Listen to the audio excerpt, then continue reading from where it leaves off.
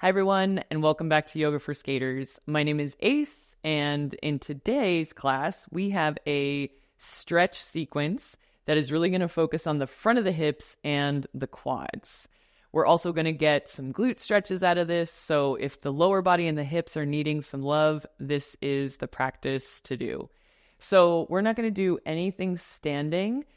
If you need or want any props for things like low lunges and pigeon pose, definitely feel free to use those. So we're going to go ahead and get started in tabletop position. So from tabletop position, go ahead and just take a moment to wiggle things out. If you like to do a few cat-cows, you can do that.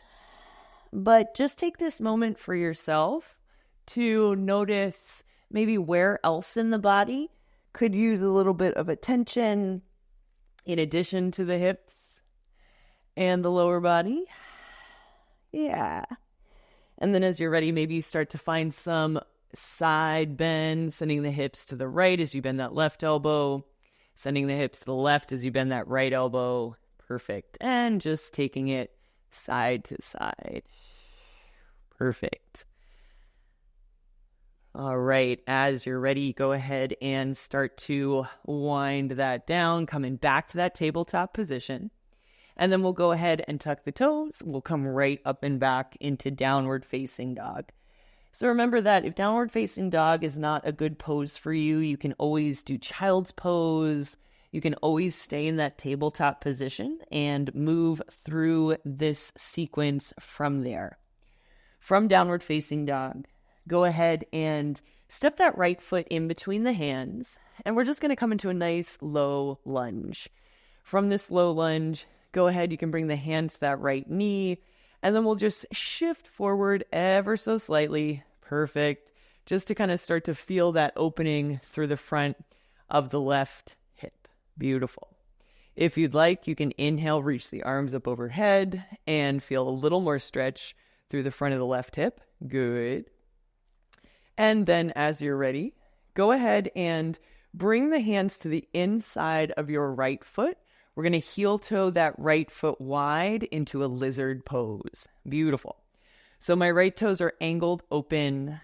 I'm going to step the left hand just a little in front of this left shoulder, and I'll take that right hand to the right knee for a little twist. So let those hips kind of drop down towards the right. Perfect.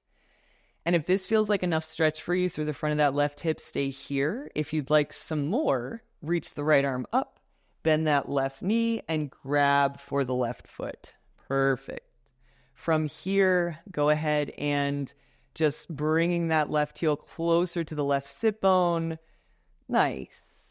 And then let's find a little bit of tension here just to kind of wake that area up. So press that left foot into the right hand, find a little resistance here with the hand, and then ease everything up. Bring that heel a little closer. Nice. Take one more inhale. And as you exhale, undo that left leg. Bring the right hand back to the inside of that right foot. And then we're going to tuck the left toes, step back to tabletop or your downward facing dog. Beautiful. Inhale here in down dog. And as you exhale, let's step that left foot in between the hands, bending the right knee, and coming into that low lunge. Perfect. So as you come into your low lunge, we're still going to stay mindful of the hip position, not letting the back arch too much as we kind of sink into the hips, but really thinking of keeping that hip line in line with the rest of the spine. Good. And maybe a little tone through the right glute for a little more opening through the front of the right hip. Good. As you inhale, reach the arms up overhead. Beautiful. Good. And then as you're ready, we'll bring both hands to the inside of that left foot. Heel toe, the left foot wide. Good. And then place that right hand a little in front of the right shoulder. Same thing on the second side. Left hand can come to the left knee. And you can let the right hip drop a little bit as you find a twist. Beautiful. From here, if you'd like to find that quad stretch on this side, go ahead and bend the right knee, reach back for that right foot. Good. And then starting off, just finding that connection between the hand and the foot, feeling through the quad stretch. And then if you'd like, you can go ahead and press that foot into the hand, resisting with the hand for a little bit of tension, and then relax. Hugging that heel towards the sit bone, little more quad stretch here. Take one more inhale. Beautiful. As you exhale, go ahead and relax that right foot. Perfect. Bring the left hand back down, and we're going to tuck the right toes and come right back to downward facing dog. Nice. So full inhale here. And full exhale. On your next inhale, go ahead and shift forward to your high plank position. And however you'd like to lower, maybe bending the knees, bending the elbows to lower thighs, hips, and chest. Perfect. From here, untuck the toes, bring the hands under the shoulders as you inhale. Just peel up for a nice, easy cobra. Good. As you exhale, come all the way down. 2 more pulses like that. Inhale, squeeze the shoulder blades, press the tops of the feet down, lift up for your cobra, and then all the way back. One more time. Inhale, rise up, and exhale, come all the way down. Very nice. Next, inhale, tuck the toes. As you exhale, take it all the way up and back to downward facing dog. Good. So from here, we'll take that quad stretch a little deeper. Go ahead and bring the right knee in between the hands. We're going to come into pigeon pose. Perfect. So whatever degree of pigeon pose works for you, work there. So you can open up that right shin if you've got more glute space and hip mobility, or keep that heel hugged in. We're going to work to keep the hips nice and level. Nice. And then from here, we're going to work 2 different options. So bring that right hand square in front of the chest or the center of the body, and then reach the left arm back. Good. From here, you can bend that left knee and reach for the left toes, just like we did. Once you've got that, you can start to bring the shoulders back towards the front edge of the mat, and then find that bit of tension, pressing the foot into the hand. Hand resists with that foot. Beautiful. Nice. And then go ahead and release this side. Good. And we'll experiment with the other side. So bring the left hand with the right, where the right hand was, and reach that left arm back. So for some of us, this is going to be more accessible with the twist. And for some of us, this is going to be less accessible. So just take this moment and bend that left knee once again, grabbing that foot, and just see what feels good for you, okay? Bringing the shoulders back towards center. Beautiful. And then releasing this side. Good. Coming back through center. And then your choice here, go ahead and find the side that felt good for you. Find the side of grabbing that foot that helps you feel nice and even. If both sides felt nice, you can work both hands, which would look like bending that left knee, reaching the right hand to the inside of the left foot, left hand to the outside of that left foot. And then like your cobra, squeeze the shoulder blades, lift the heart. Good. And then that foot presses into the hands.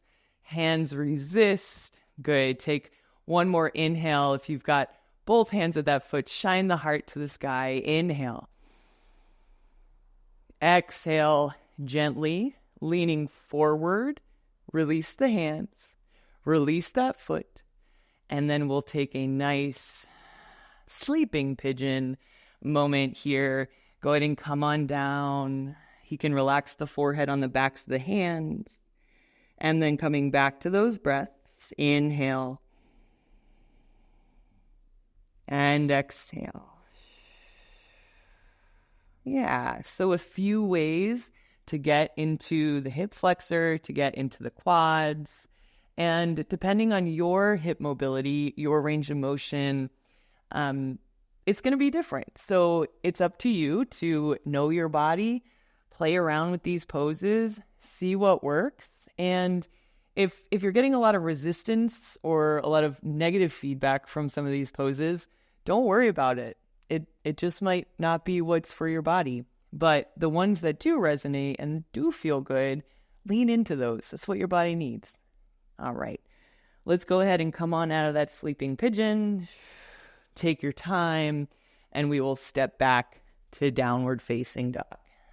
Beautiful. Full inhale here in down dog. And full exhale. Good. On your next breath, we're going to bring the left knee into that pigeon pose. And we'll work the same strategies here on this side, okay? So we'll start with the left hand centered to the center of the body. Good. Hips stay level as much as we can, right? Not leaning too far left or falling too far to the right. And then right arm's going to reach back. Right knee bends.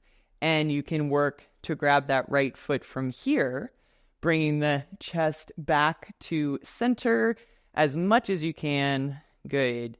Inhaling and exhaling. So if this variation feels nice, you can stay here. If you're experimenting, go ahead and gently release that right leg. Bring the right hand where that left hand was, and let's work with the twist variation. Left arm reaches back. Again, right leg bends. You can grab for that foot once again, and then seeing how it feels, maybe bringing the chest back towards center or letting the heart reach towards that front knee. Good. One more inhale here. And as you exhale, maybe you stay here or relax that right foot. Bring it back through center.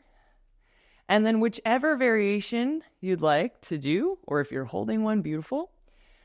If you're open to it and want to try both hands, go ahead and start. You're leaned forward a little bit, bend that right knee, and then one hand goes back, second hand goes back. From there, you can start to lift the heart. Good.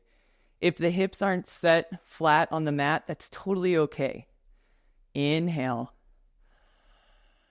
And exhale. Good. We'll take one more inhale here. And as you exhale, leaning forward a bit, then releasing the hands and that foot.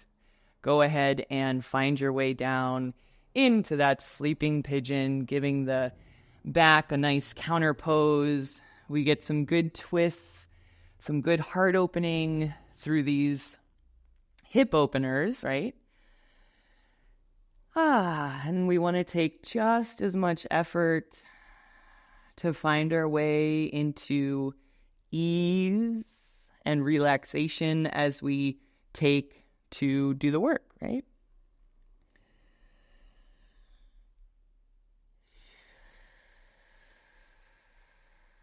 Good. We'll take one more breath here. Inhale. And exhale. Good. Go ahead and bring those hands right underneath the shoulders. Good. Tuck the back toes. Step back to your tabletop or your downward facing dog. Beautiful. Full inhale here. Full exhale. Good. One more inhale. And as you exhale, go ahead and bend the knees. Find your way into a nice wide child's pose, letting the forehead rest on your mat. Good. And if it feels nice to keep those arms overhead, you can do that. Or go ahead and wrap the hands around the outer edges of the shins.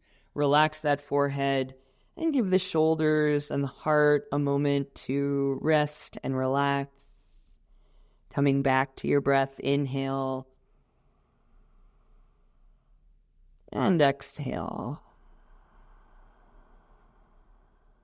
Nice. One more inhale here.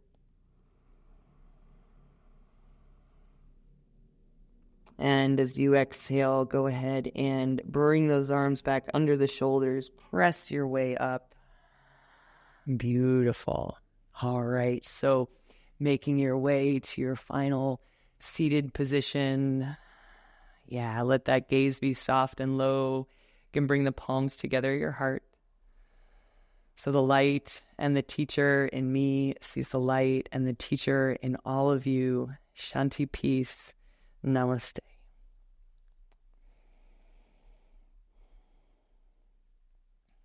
Great. So thank you all for joining me today. I hope you found some release from some of those front of hip and quad openers.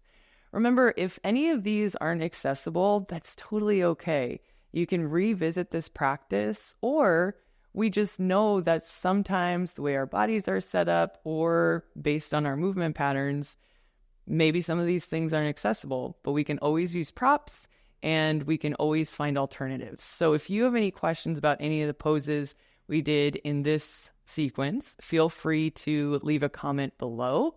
And thank you so much for joining me today. Good job taking care of your body, and I'll see you next time.